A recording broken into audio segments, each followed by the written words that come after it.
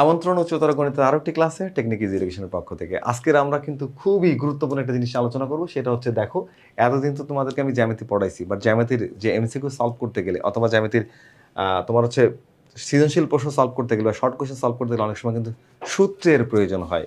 আজকে সেই সূত্র নিয়ে আলোচনা করব। তাহলে চলো প্রথমে আমরা দেখি অ্যাপোলোনিয়াসের উপপাদ্যটা কি। অ্যাপোলোনিয়াস সাহেব কি বলছিলেন তার উপপাদ্যে? যে ত্রিভুজের যে কোনো দুই বাহুর উপর অঙ্কিত বর্গ এটা হবে ত্রিভুজের তৃতীয় বাহুর অর্ধেকের উপর অঙ্কিত বর্গ, এবং ওই মধ্যবিন্দু থেকে বিপরীত শীর্ষের যে মধ্যমা হবে তার উপর অঙ্কিত বর্গের সমষ্টির দ্বিগুণের সমান। এটা কিন্তু অ্যাপোলোনিয়াসের উপপাদ্য বলছিল। তো এটার গাণিতিক রূপ কিন্তু আমি তোমাদেরকে ব্যাখ্যা করে দিয়েছি। এখন আমরা একটু সূত্র নিয়ে আলোচনা করব, যে আমরা যে সূত্রগুলো প্রতিষ্ঠা করলাম। দেখো, যদি ত্রিভুজের বাহুগুলোকে আমরা এ বি সি ধরি, তিনটা বাহুকে ধরলাম এ বি সি, আর তিনটা মধ্যমা একটা ত্রিভুজ একে যদি দেখাই, ধরো যে একটা ত্রিভুজ এই হচ্ছে একটা ত্রিভুজ এ বি সি, তাহলে একটা বাহুকে ধরলাম এ, একটাকে ধরলাম বি, আর একটাকে ধরলাম সি। ধরো এডি একটা মধ্যমা, এডি একটা মধ্যমা, বিই একটা মধ্যমা, আর সিএফ একটা মধ্যমা। এই যে, তাহলে এডি মধ্যমার নাম দিলাম হচ্ছে ডি, বিইর মধ্যমার নাম দিলাম ই, আর সিএফ মধ্যমার নাম দিলাম হচ্ছে এফ। তাহলে এডিএফ তিনটা হচ্ছে মধ্যমা হয়ে যায়। এবিসি তিনটা বাহু আর হচ্ছে মধ্যমা, যেখানে মিলিত হলো এটাকে বলা হয় ত্রিভুজের ভরকেন্দ্র। কি বলা হয়? ত্রিভুজের ভরকেন্দ্র। ভরকেন্দ্র থেকে আমরা জানি, এবং এটা যদি সমবাহু ত্রিভুজ হয় তাহলে মনে রাখবা যে ভরকেন্দ্র এবং পরিকেন্দ্র দুইটা একই জিনিস হয়। আচ্ছা, এবার এই ভরকেন্দ্র আমরা জানি মধ্যমাগুলো 2:1 অনুপাতে বিভক্ত হয়, অর্থাৎ এই মধ্যমার যে লেন্থ হবে তা হচ্ছে এক পাশে 2 ভাগ থাকবে, এক পাশে 1 ভাগ থাকবে। এখন আমরা একটা সূত্রগুলো দেখি। দেখো, এই যে ডি স্কোয়ার, ডিটা কি? ডি বলছিলাম মধ্যমা। তাহলে একটা মধ্যমার মান আমরা ত্রিভুজের বাহুর মাধ্যমে কিভাবে বের করব? দেখো, যদি ত্রিভুজটাকে তুমি দেখো যে এডি হচ্ছে মধ্যমা, এডি মনে করো যে মধ্যমা, তাহলে এটা ডি। এবার দেখো, এখান থেকে এ বাহু আর এটা মনে করো যে বি বাহু, এ বাহু আর বি বাহু। একটু খেয়াল করে দেখো, এখানে যে দুইটা বাহু থাকবে তাহলে ডি স্কোয়ার সমান আমি লিখবো কি 2 এই যে দুইটা বাহু এ স্কোয়ার প্লাস বি স্কোয়ার, এ স্কোয়ার প্লাস বি স্কোয়ার। এই যে অপোজিটে আছে হলো সি, তাহলে এটা হয়ে যাবে মাইনাস, এই মাইনাস হলো সি স্কোয়ার ডিভাইডেড বাই 4। এটা হচ্ছে একটা মধ্যমার বর্গের মান এভাবে বের করা যায়। একটা মধ্যমার বর্গের মানটা এভাবে বের করা যায়। তাহলে আমরা যদি এখানে দেখি যে তোমার হচ্ছে ডি, ডি, তাহলে ডি সমান কি লিখতে পারি? 2 B square plus C square. D minus হচ্ছে, কারণ ডি যে মধ্যমাটা তার অপোজিট বাহু হচ্ছে এ। এখানে ই হচ্ছে আমার যদি মধ্যমা হয়, তাহলে বি, এই যে বি যে বাহুটা এটা কিন্তু অপোজিট বাহু, তার ই থেকে দুইটা বাহু যাবে সি আর ই, এটা হচ্ছে দুইটার, এই তিনজনের কমন পয়েন্ট সেম, তিনজনের কমন পয়েন্ট সেম। আবার এফ স্কোয়ার, এখানে এফ, এফ এর সাথে ধরো যদি এফ তুমি একটা মধ্যমা নাও, ধর এই মধ্যমাটা হচ্ছে এফ, এই যে, তাহলে এখান থেকে এইটা এ বাহু আর এটা হচ্ছে বি বাহু, অপোজিটে থাকবে সি। তাহলে কি হচ্ছে বলতো? এখানে A C, A R B এই দুইটা যোগ হবে, আর অপোজিটে যে থাকবে সে মাইনাস হয়ে যাবে, আর 4 আর এই যে 2 এটা সূত্র আকারেই থাকবে। এই তাহলে আমাদের মধ্যমান নির্ণয়ের সূত্র ডি এর জন্য, ই এর জন্য, এফ এর জন্য ডি স্কোয়ার সমান এটা, আর ই স্কোয়ার সমান এটা, আর এফ স্কোয়ার সমান এটা। এই যে সূত্রগুলো দেখতে পাচ্ছ, এগুলো কিন্তু আমরা অ্যাপোলোনিয়াসের উপপাদ্য প্রমাণ করার পরে অ্যাপোলোনিয়াসের যে বাহু এবং মধ্যমার মধ্যে সম্পর্ক, তার মধ্যে কিন্তু আমরা এই ক্যালকুলেশনগুলো করেছি। যেহেতু আজকে আমরা সূত্র নিয়ে আলোচনা করছি, তাই আমরা এর প্রমাণে আজকে আর যাবো না। এরপরে দেখো, যে ত্রিভুজের যে মধ্যমা তিনটাকে যদি আমি যোগ করে দিই, অর্থাৎ মধ্যমা তিনটার বর্গ D square plus C square plus F square, তাহলে এই রাইট সাইডগুলো যোগ করা হয়ে যাবে।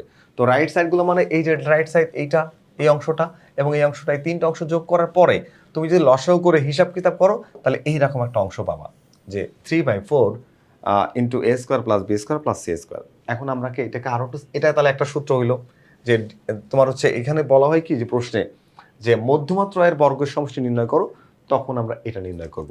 এখন দেখো, এই যে 4টা এখানে ভাগাকারে আছে, তো যদি তুমি একটা সাইড চেঞ্জ করো তাহলে এটা এখানে এসে গুণ হয়ে যাবে। তার মানে এখান থেকে আমরা সূত্রটার একেবারে পরিপূর্ণতা পেলাম। সেটা কি? যে ত্রিভুজের বাহুত্রয়ের বর্গের সমষ্টি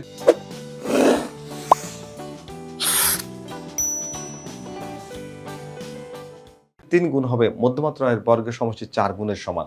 বাহুত্রয় এই যে তার বর্গ, তার সমষ্টি মানে যোগফল, এই যে 3 গুণ সমান মধ্যমা হলো 3টি, তার বর্গ, তার সমষ্টি 4 গুণের সমান। এরপরে আসো আমরা কিছু গুরুত্বপূর্ণ তথ্য নিয়ে আলোচনা করি এবং সূত্র নিয়ে। যদি এটা র্যান্ডম কোনো ত্রিভুজ না হয়ে সমকোণী ত্রিভুজ হয়, তাহলে কি হয়? তাহলে আমরা তিনটা মধ্যমাকে তো ডিএফ বলেই ফেলছি, তাহলে অতিভুজের মানটা কি করে বের করব? অতিভুজকে আমরা সি বলি, তাহলে হচ্ছে সমকোণী ত্রিভুজের অতিভুজ সি হলে মধ্যমাত্রায় ডিইএফ হলে 3c square equals to 2 D square plus A square plus F square. এই ফর্মুলার সাহায্যে আমরা সমকোণী ত্রিভুজের মধ্যমার মান তোমার হচ্ছে অতিভুজের মান বের করতে পারবো। এরপরে দেখো আরো কিছু তথ্য জেনে নিই একটু, যে কোনো রেখার, দেখো কোনো রেখার উপর কোনো বিন্দু থেকে অঙ্কিত লম্বের পাদবিন্দু ওই বিন্দুর লম্ব অভিক্ষেপ। ওই বিন্দু দেখো বলছে কি, কোনো রেখার কোনো বিন্দু থেকে অঙ্কিত লম্বের পাদবিন্দু ওই বিন্দুর লম্ব বিক্ষেপ। এই হলো মনে করো একটা রেখা, এখানে একটা বিন্দু আছে, এখান থেকে টান দিলা, তাহলে এই বিন্দুর যে পাদবিন্দু লম্ব যে টানলা, এই পাদবিন্দুটা হচ্ছে ওই বিন্দুর লম্ব অভিক্ষেপ। অর্থাৎ কোনো রেখার কোনো বিন্দু, একটা রেখা মনে করে যে এখানে একটা রেখা ছিল, তার একটা বিন্দু থেকে তুমি লম্ব টানছো, তাহলে এই যে বিন্দুটার পাদবিন্দু লম্বলম্বী, সেটা হচ্ছে তার লম্ব অভিক্ষেপ। আবার দেখো, এরপর দেখো, কোনো রেখার উপর ওই রেখার লম্ব রেখাংশ বা লম্ব বিক্ষেপ একটি বিন্দু যার দৈর্ঘ্য হচ্ছে 0। তার মানে বিন্দুর তো আসলে দৈর্ঘ্য প্রস্থ উচ্চতা নেই, তোমরা জানো, তার দৈর্ঘ্য তো অবশ্যই 0 হবে। কোনো রেখার উপর ওই রেখার সমান্তরাল কোনো রেখাংশে লম্ব বিক্ষেপের দৈর্ঘ্য ওই রেখাংশের দৈর্ঘ্যের সমান। কি বলছে, কোনো রেখার উপর ওই রেখার সমান্তরাল কোনো রেখা, ধরো এইটা একটা রেখা, এখানে একটা রেখা আছে, তাহলে আমি যদি এখান থেকে লম্ব বিক্ষেপ আঁকি, মনে করো এ একটা বিন্দু এ, আর এখানে একটা বিন্দু আছে, এটা হলো বি, এই মনে করো এক্স ওয়াই একটি তল বা এক্স ওয়াই একটি রেখা, এই বিন্দু থেকে একটা লম্ব টানো, এটা মনে করো সি, আর বি বিন্দু থেকে একটা লম্ব টানো, এটা মনে করো ডি, তাহলে এবি রেখার যে লম্ব বিক্ষেপ সেটা হলো সিডি। এবি রেখার লম্ব বিক্ষেপ কি, সিডি। এখন যদি সমান্তরাল হয় এবি এক্স ওয়াই এর, তাহলে এবি এর যে দৈর্ঘ্য সিডি এর যে দৈর্ঘ্য, এই দৈর্ঘ্য দুটো সমান হবে, আমাদের এখানে তাই বলা হচ্ছে। এরপরে 6 নম্বরে দেখো কি বলছে, যদি কোনো দুইটা ত্রিভুজ সদৃশকোণী হলে তারা পরস্পর সদৃশ। সদৃশকোণী মানে কি, দুইটা ত্রিভুজের তিনটা কোণ যখন সমান হয়, মনে করো যে এখানে একটা ত্রিভুজ আছে, তার নাম হলো এ বি সি, এখানে একটা ত্রিভুজ আছে, তার নাম মনে করো যে একটু ছোট, কিন্তু তাদের কোণগুলোর মান সমান ডি ই এফ। ধরো এই কোণটার মান 70 ডিগ্রি, এই কোণটার মান 60 ডিগ্রি, তাহলে এই কোণটাকে ধরলাম 70 ডিগ্রি, এটাকে ধরলাম 60 ডিগ্রি। বলো তো 60 আর 70 যোগ করলে কত হয়, 130। তাহলে এই কোণটা অবশ্যই 50 ডিগ্রি হবে, এই কোণটা অবশ্যই 50 ডিগ্রি হবে। ক্লিয়ার? তারপরে এই তিনটা কোণ যদি সমান হয়, এটাকে আমরা সদৃশকোণী ত্রিভুজ বলি। আর সদৃশকোণী ত্রিভুজ হচ্ছে সদৃশ। সদৃশ মানে কি, যারা দেখতে একই রকম কিন্তু আকারে একই হতেও পারে, আবার নাও হতে পারে। মনে করো যে একটা কোকাকোলার 1 লিটারের বোতল এবং হাফ লিটারের বোতল দেখতে একই রকম, কিন্তু পরিমাণে তারা কিন্তু আলাদা, ভিন্ন।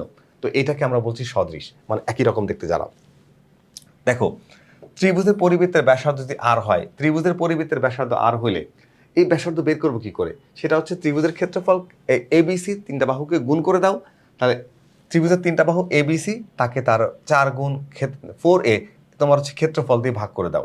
এখন যদি এটা সমবাহু ত্রিভুজ হয়, তাহলে প্রত্যেক বাহুর দৈর্ঘ্য আবার সমান হয়। কি হয় বলো তো, প্রত্যেক বাহুর দৈর্ঘ্য আবার সমান হয়। তাহলে এবিসি হচ্ছে তিনটা বাহুকে গুণ করো, তাকে হচ্ছে 4 গুণ ক্ষেত্রফল দিয়ে ভাগ করো।